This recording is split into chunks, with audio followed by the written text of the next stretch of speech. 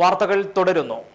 ദേശീയ പോളിയോ നിർമ്മാർജ്ജന യജ്ഞത്തിന്റെ ഭാഗമായി ഞായറാഴ്ച വിവിധ കേന്ദ്രങ്ങളിൽ പോളിയോ തുള്ളിമരുന്ന് വിതരണം ചെയ്തു.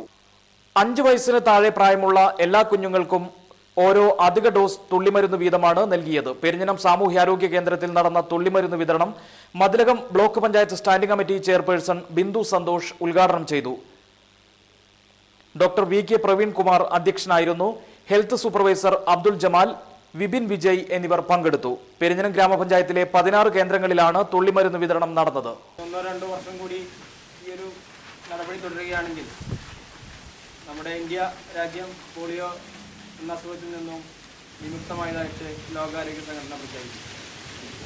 അത് വലിയൊരു നേട്ടമാണ്. വികസിത രാജ്യങ്ങൾക്കൊപ്പം നമ്മുടെ രാജ്യത്ത് എത്തിക്കാനുള്ള ഒരു ആരോഗ്യ സൂചികയുടെ ഒരു ഭാഗമാണത്. തീർച്ചയായിട്ടും നമുക്ക് ഈ ഒരു കാര്യത്തിൽ വളരെയധികം അഭിമാനിക്കാം. നമ്മളെല്ലാവരുടെയും ഒത്തൊരുമിച്ചുള്ള പ്രവർത്തനം കൊണ്ട് നമ്മുടെ രാജ്യത്തു നിന്നും പോളിയോ നിർമ്മാർജ്ജനം ചെയ്യാൻ കഴിഞ്ഞു.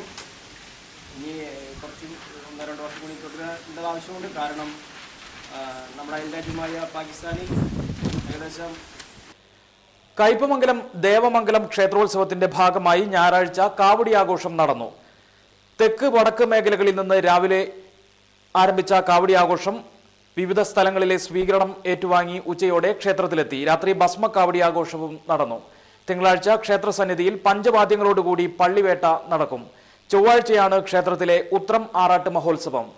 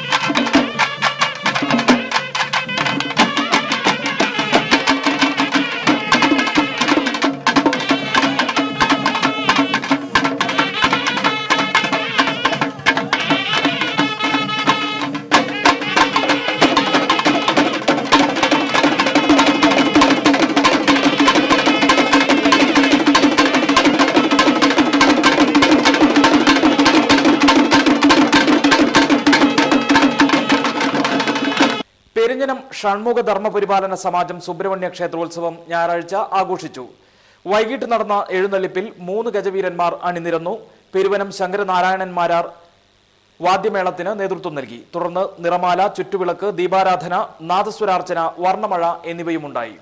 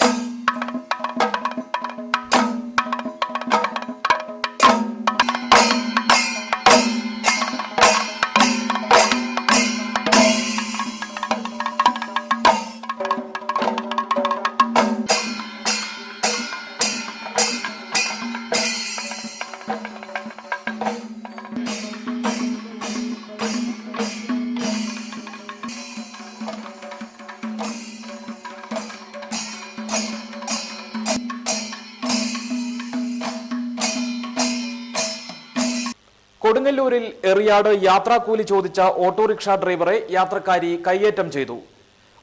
ഓടി രക്ഷപ്പെടാൻ ശ്രമിച്ച യുവതിയെ പോലീസും നാട്ടുകാരും ചേർന്ന് പിടികൂടി. മതിലകം കൂളിമുട്ടത്തു നിന്നും ശ്രീനാരായണപുരത്തേക്ക് ഓട്ടോ വിളിച്ച യുവതി ചേരമാൻ ജുമാ മസ്ജിദ്, എറിയാട് ചേരമാൻ പറമ്പ് എന്നിവിടങ്ങളിൽ യാത്ര പോയ ശേഷം ഓട്ടോ വാടകയായി 50 രൂപ മാത്രം നൽകുകയുള്ളൂ എന്ന് ശഠിക്കുകയായിരുന്നു. തർക്കത്തിനിടയിൽ ഡ്രൈവറെ ബാഗ് കൊണ്ടടിച്ച യുവതി പോലീസ് എത്തിയതോടെ ഓടി രക്ഷപ്പെടാൻ ശ്രമിച്ചുവെങ്കിലും പിന്തുടർന്ന പോലീസ് ഇവരെ കസ്റ്റഡിയിലെടുക്കുകയായിരുന്നു.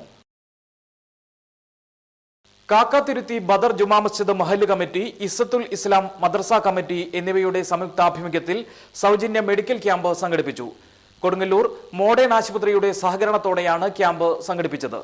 ഇസ്സത്തുൽ ഇസ്ലാം മദ്രസ സദർ മുഅല്ലിം ഉമ്മർ സഅദി ക്യാമ്പിന്റെ ഉദ്ഘാടനം നിർവഹിച്ചു. മഹല്ല് committee vice president T N. Abubakar അധ്യക്ഷനായിരുന്നു. P K. Ibrahim Kutty Haji, Abdul Khader Anakkode, Siddique Mullassery, K S. Haris, Siddique Kaipamangalam, P V. Moideen Kutty Musliyar, Ibrahim Kutty ആനക്കോട്ട് എന്നിവർ പ്രസംഗിച്ചു. ഡോക്ടർമാരായ ജോസ് ഊക്കൻ, ടെസി ജോസ്, ശ്രീഹർഷ, രാജഗോപാലാചാരി എന്നിവർ ക്യാമ്പിൽ രോഗികളെ പരിശോധിച്ചു.